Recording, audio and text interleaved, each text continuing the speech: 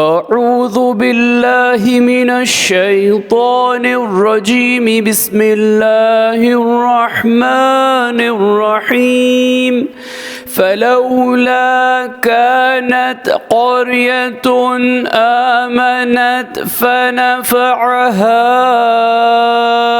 إيمانها إلا قوم يونس لما آمنوا كشفنا عنهم عذاب الخزي في الحياة الدنيا ومتعناهم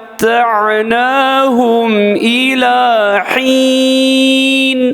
सूरे यूनुस आयत नंबर 98।